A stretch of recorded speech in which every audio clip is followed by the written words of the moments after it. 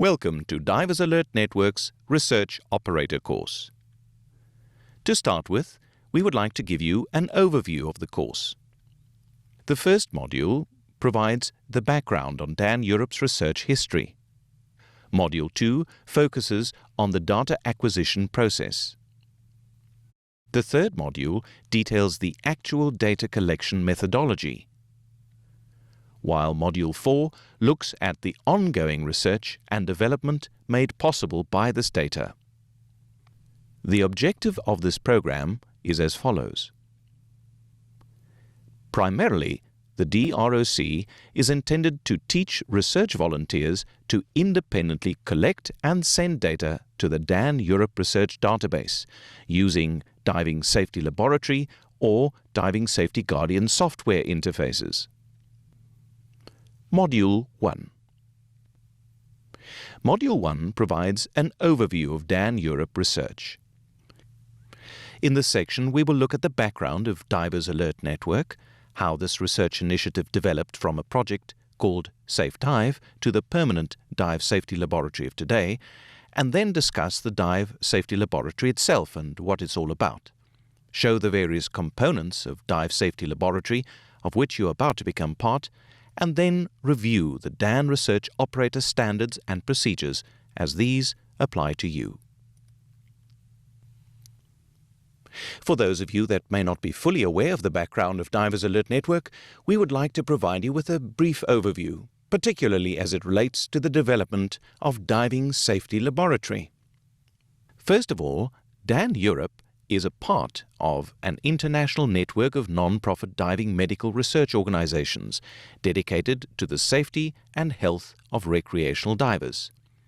Dan Europe was first established in 1983, and the core of its ongoing mission is to provide emergency access to recreational scuba divers in case of diving emergencies, to offer medical assistance, to actively prevent injuries, to promote diving safety, and to establish active research and education initiatives in order to achieve all of these objectives. Therefore, to achieve its mission, Dan provides emergency medical advice and assistance for underwater diving injuries and works to prevent injuries and promote diving safety. It also promotes and supports underwater diving research and education and strives to provide the most accurate, up-to-date and unbiased information on issues of common concern to the diving public. Throughout the world, Dan is considered the most highly trusted organization in the field of diving safety, emergency services for divers, health promotion, as well as research and education on diving safety, medicine, and physiology as it relates to recreational divers. Internationally, Divers Alert Network is made up of 5 independent regional organizations, all offering advice and assistance services to recreational divers throughout the world. Every year, our alarm centers manage more than 15,000 underwater-related emergencies. In addition, DAN's medical officers respond to thousands of medical inquiries ranging from fitness to dive questions to diving injuries. Presently, more than 400,000 Dan members benefit from this medical assistance and emergency service that is offered by leading experts in the field. When it comes to diving safety, however, Dan has realized that this is best assured through a close collaboration with those who are primarily interested in it. For this reason, Dan seeks to partner with the following stakeholders in diving safety: the diving industry and equipment manufacturers, diving medicine and physiology researchers as well as clinical specialists in diving medicine, dive leaders and instructors who pass on information as well as dive safety attitudes to the diving community, and lastly, the divers themselves.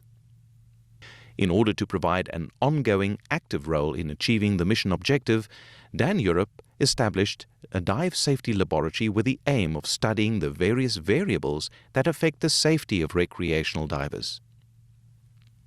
So how does Dan do this? Well, in addition to information that may be obtained by interviewing divers about diving practices and safety, the two most important components in assessing diving-related exposure and decompression stress are the electronic dive profile and post-diving related venous gas bubbles. This information, though, can only be acquired by means of actual physiological recordings and the transmission of electronic dive data. The need to gather this information was the stimulus for the original research project called Safe Dive. Upon the success of Safe Dive, which started in 1994, establishing the Diving Safety Laboratory became a natural extension. The goal of Safe Dive was to gather data on actual diving behavior of recreational divers as well as any health or decompression-related problems following their dives, particularly in association with post-dive venous bubbles. By applying this methodology, Safe Dive was able to monitor 16,230 scuba dives. One of the important outcomes was a better understanding of the role of so-called silent or asymptomatic bubbles. Specifically, the data gathered through Safe Dive was able to establish closer relationships between the projected decompression algorithm, various ascent rates and in-water stops, and levels of post-dive venous gas bubbles. Since 1994, research conducted as part of the Safe Dive initiative discovered that there was a gradual trend in the way that recreational divers were diving. Dives were typically shallower, longer, mostly multi-level, and the interval between dives had become significantly shorter. The reasons for the change were readily apparent. Firstly, teaching methods had become more consistent as various diver training organizations had standardized the training objectives and approaches to a large extent. Secondly, the appearance of diving computers significantly affected the former square diving table-based profiles towards more multi-level ones. Thirdly, diving resorts and diving services had become more widespread throughout the world. Unlike in the pioneering days, where individuals would dive almost randomly, diving services introduced more consistent and controlled excursions, usually involving several days of diving. As part of this, the concept of a diving holiday and destinations started to take off. These typically offered relatively standardized diving packages consisting of 3 to 7 days with regular diving. The discovery of these trends prompted Dan to actively monitor this and the habits of recreational divers, so as to also prompt intervention in terms of recommending changes in diving techniques, decompression profiles, and even diving equipment. So what started as Safe Dive, with a sampling of recreational diving activities, primarily collecting electronic dive data and post-diving venous gas Doppler bubble recordings, prompted the creation of an ongoing research platform, Dan Research Diving Safety Laboratory.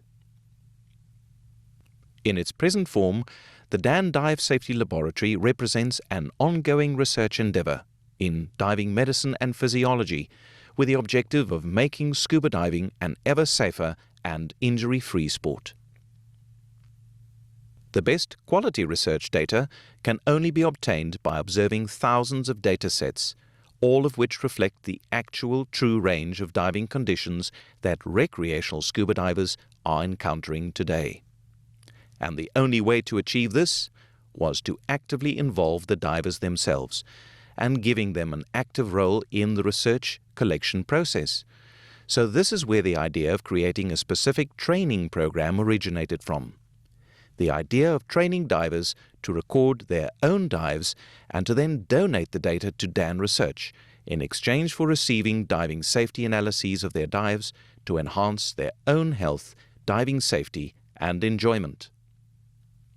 To date, the Dan DSL has accumulated extensive data on actual dives using standardized recording procedures analyzed using statistical comparisons between the predictions of established decompression algorithms and health outcomes, thereby permitting the investigation of various aspects of diving safety. So far, Dan has collected more than 60,000 monitored profiles in its database. The database now supports a detailed analysis of those dives already logged and recorded in the database, as well as providing a basis for comparing ongoing diving activities. In other words, it is possible to have an ongoing review of data, and this allows future discoveries as the lessons of the past become the diving techniques of the future. The Dan Research Diving Laboratory is an ongoing demonstration of Dan's commitment to playing an active role in advancing diving safety through high-quality research. For the purpose of clarifying terms used to describe different levels of Dan DSL collaborators, we would like to review them briefly on the slide. Firstly, there is the Dan Research Diver. This represents an individual who is simply diving and willing to contribute his or her electronic dive profiles into the Dan Europe Research database. The submission is facilitated by Dan Research operators, which, after this course, will include you. Dan Research technicians are able to perform all the functions of a Dan Research operator, but they are also trained to record post-dive venous gas Doppler signals. The Dan Research specialist, again, can perform all the functions of the Dan Research technicians, but they are also trained to process the Doppler recordings and to upload them into the database. All these functions are coordinated by the Dan Research Regional Coordinator, who facilitates both the training and the process of data collection and the quality of the research in his or her region. The Dan Research Regional Coordinator also interfaces directly with the Dan DSL database. All of these functions fall under the supervision of the Dan Research Area Supervisor. That is a brief introduction to the history and development of Dan Europe's research program, specifically that of the ongoing Dan Diving Safety Laboratory. Thank you for your interest in this initiative and for taking the time to undergo this training.